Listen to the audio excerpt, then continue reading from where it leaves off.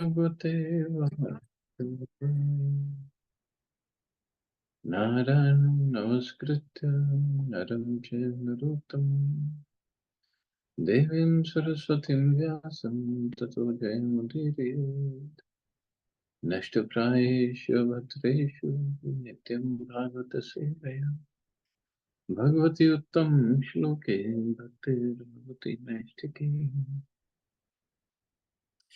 So continuing with the discussion on Srila Prabhupada Lilamritas by Srila Goswami, Volume 1, Lifetime in Preparation, India 1896 to 1965. Chapter 5, The War. Abhay wrote that never by their own devices could men escape the conditions of destruction. So many world leaders were seeking relief from the war, but all were useless because their attempts for peace were within the material conception of life. Their attempts were like attempts to alleviate darkness with darkness. But darkness can be removed only by light. Without light, any amount of speculation of the human mind, which is also a creation of the material nature, can never restore the living entities to permanent happiness. In that darkness, any method of bringing peace in the world can bring only temporary relief or distress, as we can see from all creations of the external potency. In the darkness, non-violence is as much useless as violence, while in the light there is no need of violence or non-violence, because then everybody would be serving properly. Abhay did not deal exclusively with the war. In Theosophy and in Vaishnavism, he criticized the shortcomings of the fashionable idea of Theosophy, which the followers of Madame Blavatsky had popularized in India. In congregational chanting, he upheld the scriptural prediction that the Sankirtan movement of Lord Chaitanya would spread to every town and village on the surface of the earth.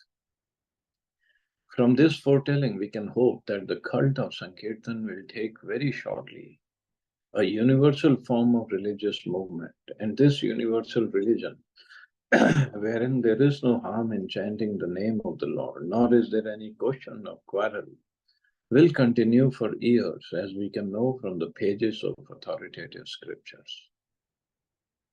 The central theme of Back to Godhead was clearly the order of Bhaktisiddhanta Saraswati.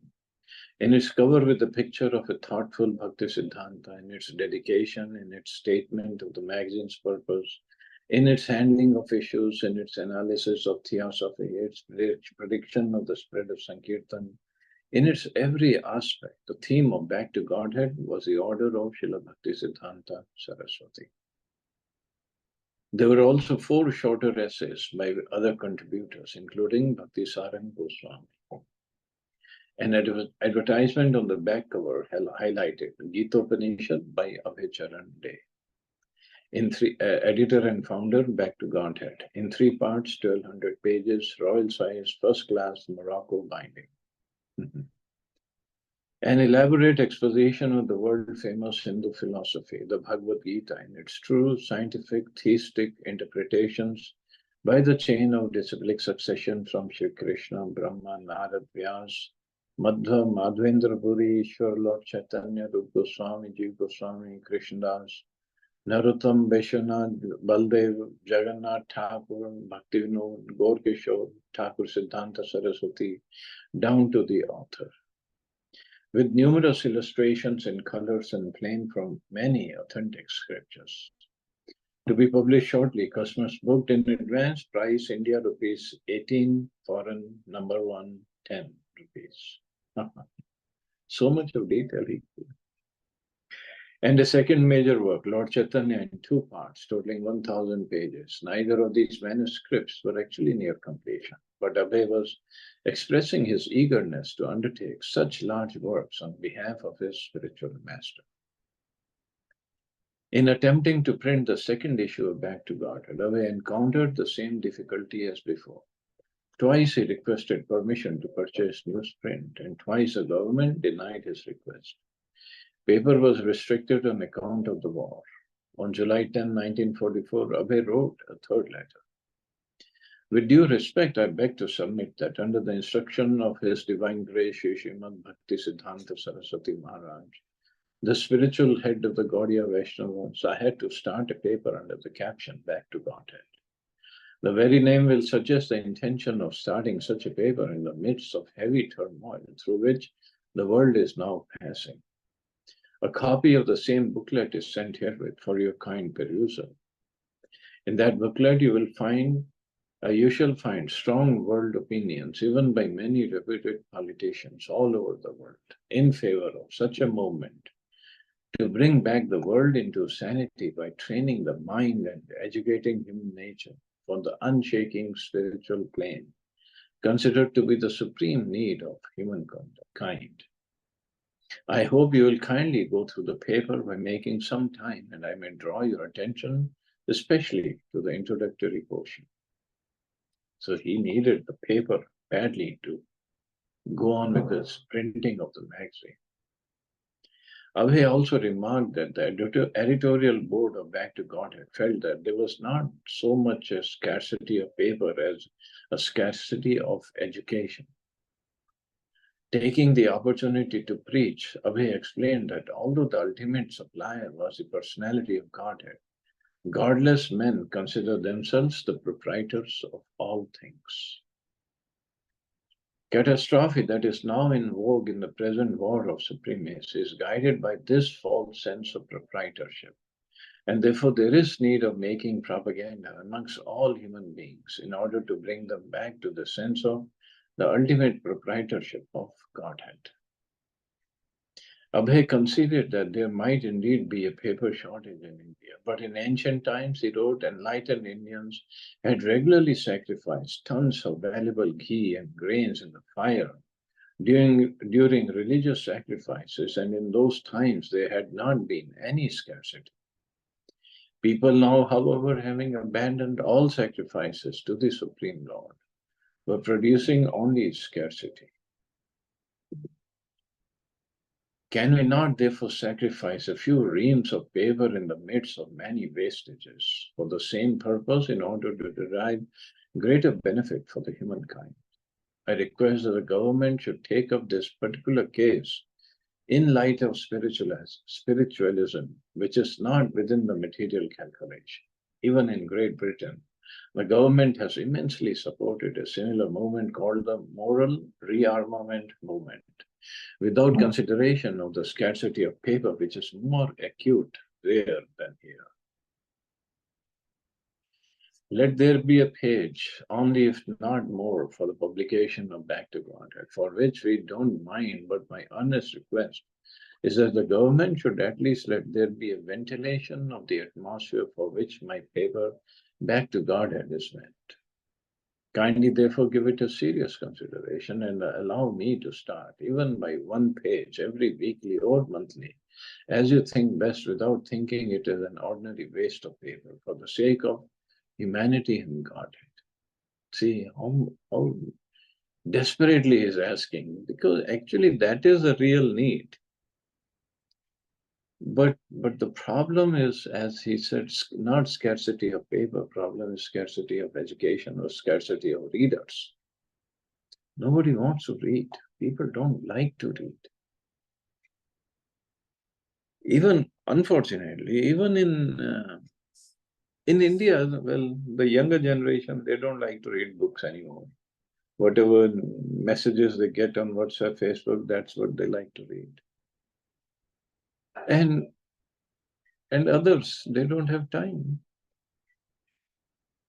They will read movie magazines, sports magazines, or anything political oriented, but not spiritual literature. They just don't want to read. So here, the letter was successful. Now with veiled sarcasm, he headlined in his second issue, thanks to the government of India. He informed his readers, many of whom had been disappointed to learn that the government had curtailed his printing, that he would be able to continue his magazine every month. Abhay printed his letter to the government paper officer and also the reply granting him permission. His articles were shorter, this time displaying the flair of a news columnist, as with philosophical criticism, verve, and a touch of ironic humor, he commented on world leaders and crisis. Gandhi Jinnah talks, Mr. Churchill's humane word, Mr. Bernard Shaw's wishful desire, and spontaneous love of Godhead comprised the issue. See, also, before we go further, many times, many times, when devotees take up any political issue, they are not interested in politics, but just the issue which is concerning the society. People generally say, oh, you are sadhus, what you got to do with politics? Stay away from it. You don't understand this. They don't understand devotion doesn't happen in vacuum. Yes, as a devotee, we are only concerned with our services, our chanting, our sadhana, and taking care of the deities, or most important, congregation chanting. But here we'll see how Prabhupada was not totally into politics, but he was aware of current situation. Not that he was aloof from it. No. I've only worried about Radha and Krishna, and that's it.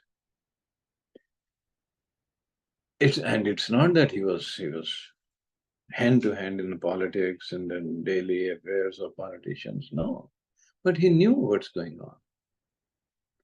So it's a good thing. It's not a bad thing. But obviously, ultimately, our main aim is to serve Radha Krishna, and we should not deviate from that. That is for sure. And if we're getting too much into political talks or political happenings, takes us away from our chanting or from other services, then it's not proper, obviously. But having some knowledge of what's going on, the social affairs, current affairs, is not a bad thing, actually. And one can use it in preaching also. One can definitely use it in preaching. Although we know it's all temporary. There's nothing permanent about it. But still, having some knowledge doesn't hurt. So Prabhupada writes, Gandhi Jinnah talks. We are sorry to learn that Gandhi Jinnah talks about the unity of Indian people have failed for the present.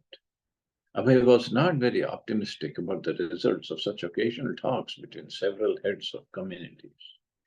Even if they made a successful solution, it would break up and take the shape of another problem. They were looking for unity between Muslims and Hindus, but in Europe, the fighting parties were Christians, and in Asia, they were mostly Buddhists, but still they were fighting. So fighting will go on between Hindu and Mohammedan, between Hindus and Hindus, or between Mohammedan and Mohammedan, between Christians and Christians, and between Buddhists and Buddhists till the day of annihilation.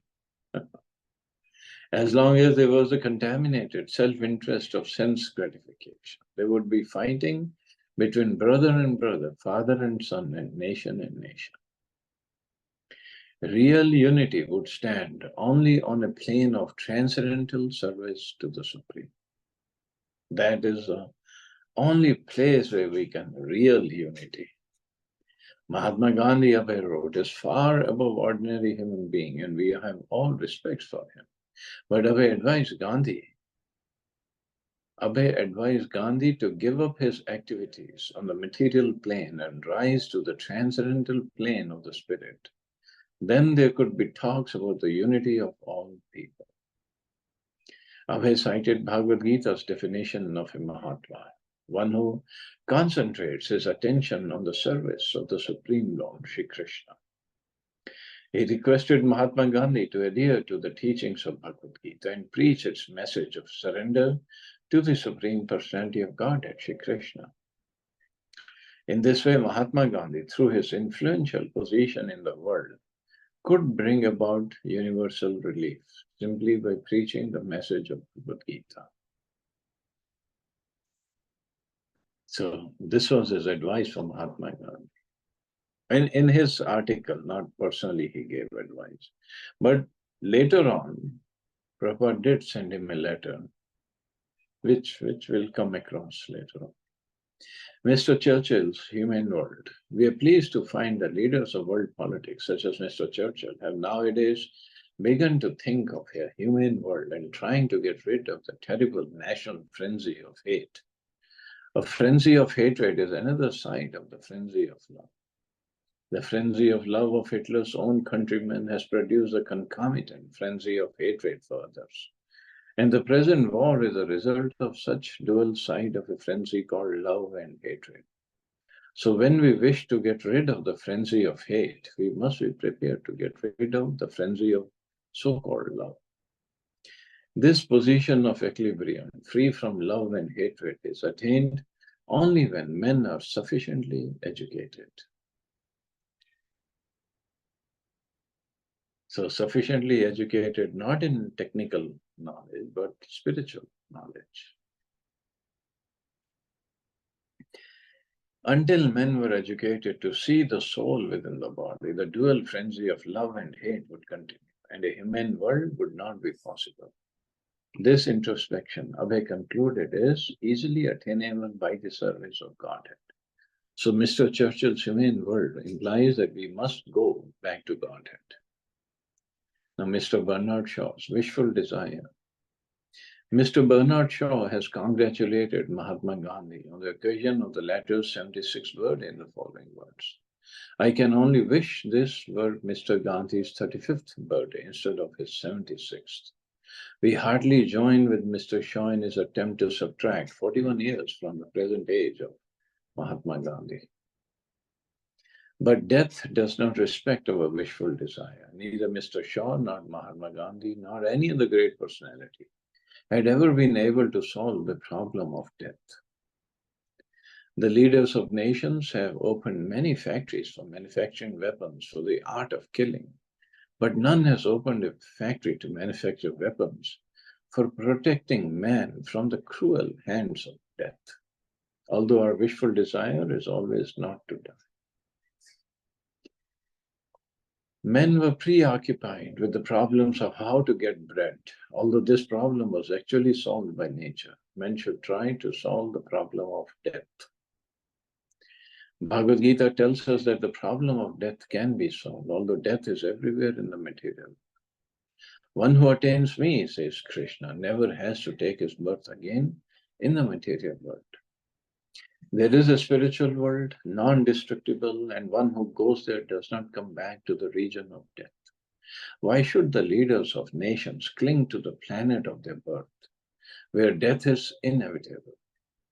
Abhay concluded, we wish that in their ripe old age, Mr. Shaw and Mahatma Gandhi will make combined effort to educate men to learn how to go back to home, back to Godhead.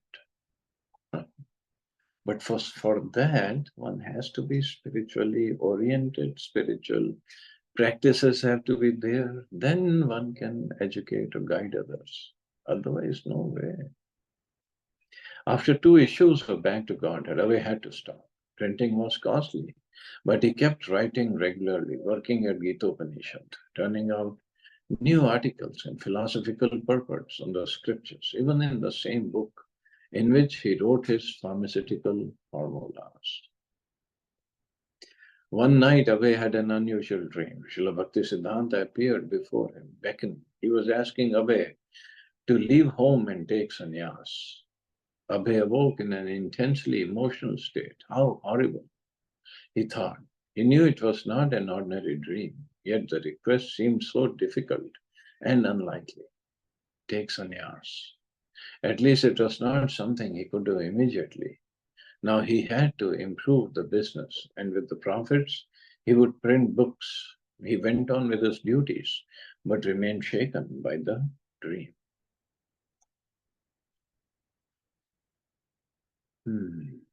Okay, I guess we can stop here. See anybody has any questions or comments?